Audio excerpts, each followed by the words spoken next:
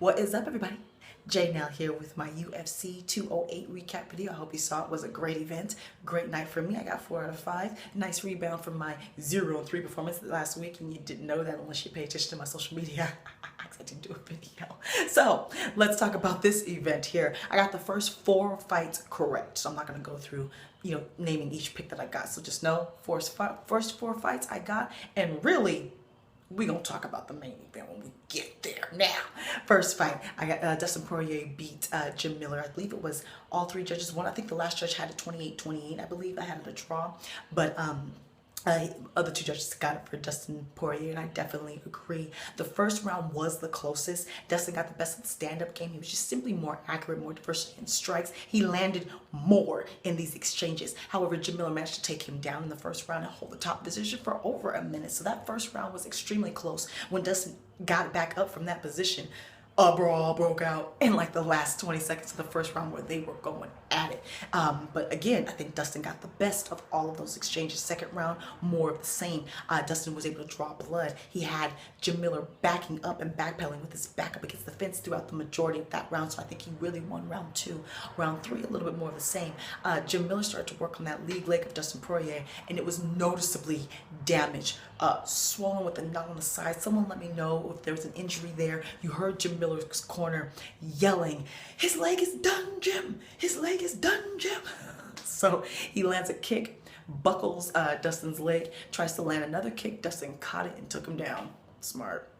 Way to think your way out of that one, Dustin. He said, "Let me go ahead and finish this round on top," and that's what he did. Great win for Dustin Poirier. Who would you like to see him fight next if he's not injured? Someone let me know if he is injured. Next up, Glover Teixeira got the unanimous decision over Jared Cannonier. Jared was able to land a couple of shots standing. He did stun Glover, I believe, twice in that fight, but majority of this fight was Glover saying, "I don't think I want any of that.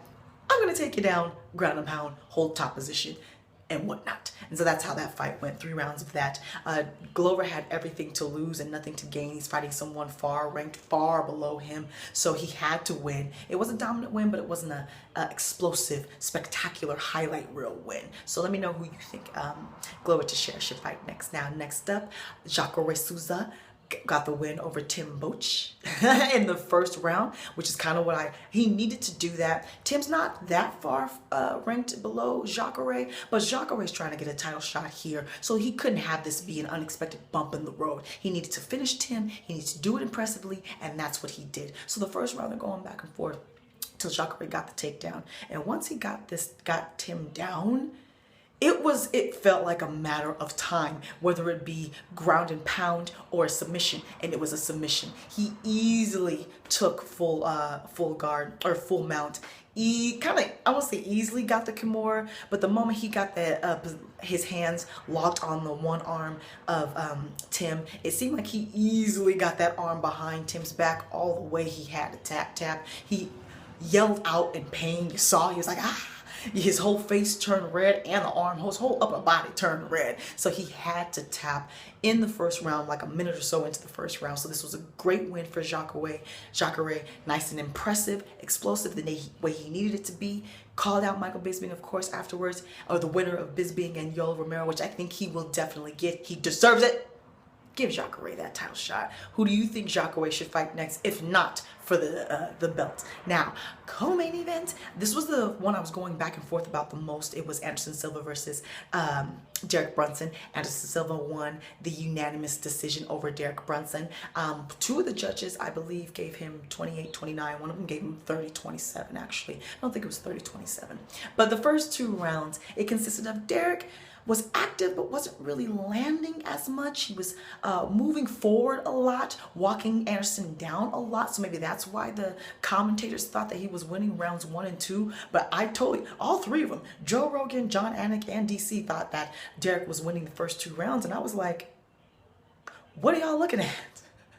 I'm not seeing that. But Derek was walking him down the whole time, moving forward the whole time, as Anderson was shucking and jiving and moving out of the way and ducking and landing. Because that's what he does. He is a counterpuncher. He's not a leader. So And that's what he was doing. Yes, he was backpedaling a lot. Yes, he had his back up against the cage a lot, but he wasn't getting hit. In fact, he was doling out the punishment. He was the more accurate fighter. He did land more. He did have more diversity in his striking. And it seemed like once he did start to land, it seems like Derek kind of hesitated and he shelled up a little bit. And as the fight went on, it seems like Derek actually, I don't know if he gassed or if he just got more and more frustrated. It seems like he got more and more frustrated. Towards the end of this fight, there were even moments where Anderson was clowning around a little bit, had his hands down, looking like the old entertaining Anderson that we all know and love. Excuse me, getting over a cold still. So this was a great win for Anderson Silva. The man, the 41-year-old, still seems to have it. Still got it. And afterwards he said, you know, I'm really happy being here. And you could tell, you could see the joy in his face. He had 2 of his sons there. One of them, you know, they walked him to the octagon. And it just seems like the man he loves to fight. He's doing what he loves. And I don't think the title is of concern to him. And I'm willing to watch him as long as he can still compete like this and he's still up for it. I'm willing to watch it as long as you want to perform for us, Anderson. So who would you like to see Anderson Silva fight next? And the crowd loves him. So still one of the top money getters. Get your money.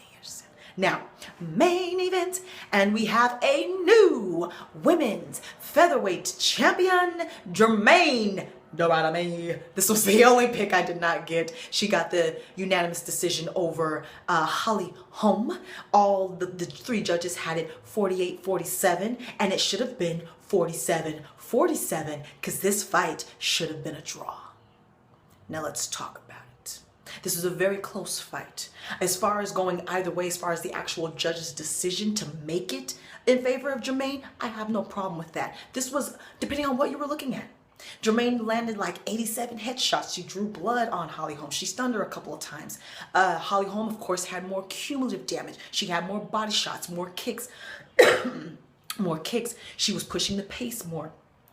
Although Germaine was walking her down, but it was Holly the one pushing the offensive pace of this fight. So she had more cage dominance time leaning up her against the cage. She did have a couple takedowns, didn't make much of it, but she did get those takedowns. She did have the cage press time, the dominant position against the cage. So again, this was one of those, it depends on what the judges are looking at. So let me make it clear. I am not upset with the judges judging in favor of Germaine. If you saw this fight, you already know where I'm going and you know I'm getting pissed off. This was one of the worst, most incompetent performances, jobs from a referee that I have ever seen. This was disgusting.